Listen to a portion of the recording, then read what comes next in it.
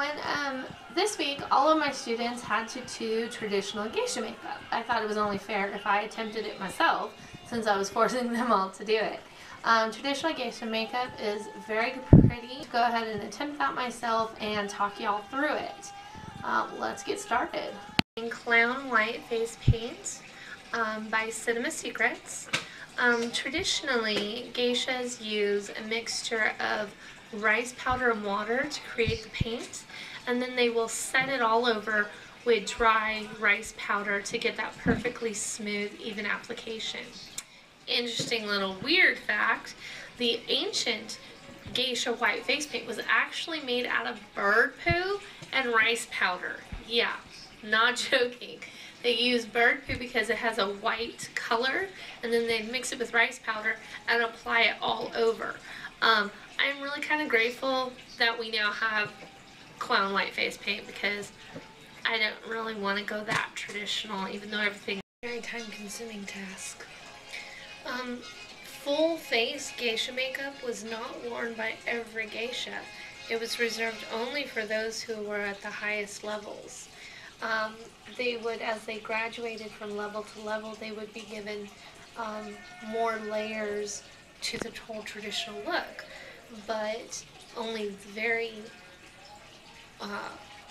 highest levels would wear the full face, and then, and only then, they were allowed to just wear it only on special occasions, and they were privileged that they could be seen without full makeup, whereas other geisha always wore some form of the face. I don't have Asian shaped eyebrows. I have, classic arch, very Caucasian style. So I am painting over the outside tail of my eyebrows and some of my arch, because a geisha's eyebrows were straighter. They didn't have the curve, so I am getting rid of the ends of my eyebrows.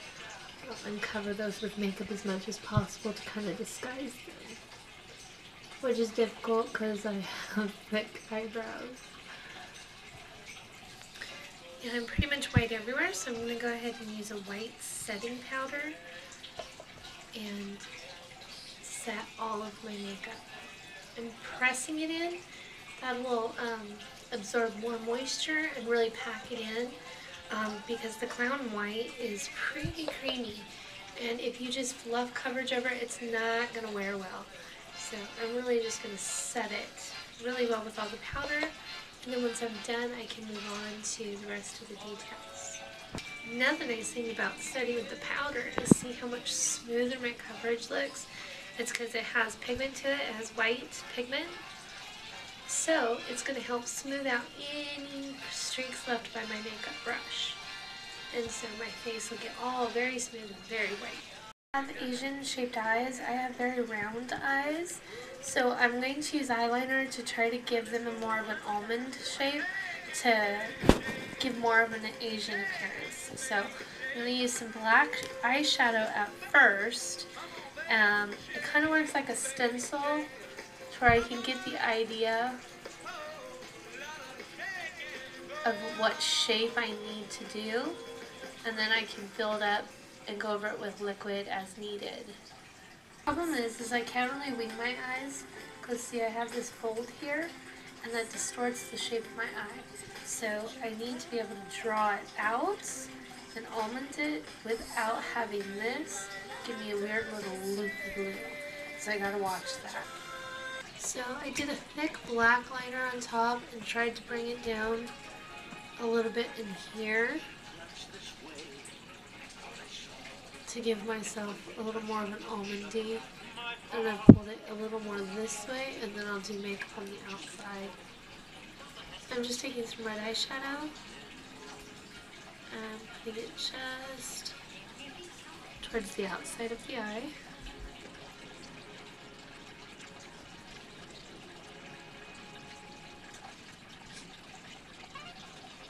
Now I'm going to do a very straight black eyebrow. Because I'm using powder at first, it kind of works as like a stencil, so it's not going to be as harsh and heavy as if I go in with black paint.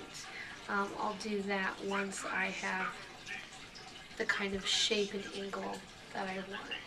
I'm starting to get a straight eyebrow, and now I'm going to grab some paint and darken up the eyebrow I have created.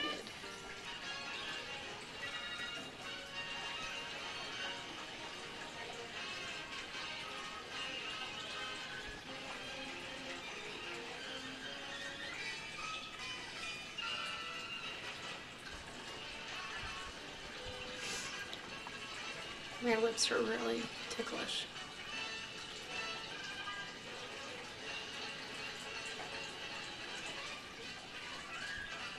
That's basically geisha makeup, and I am done.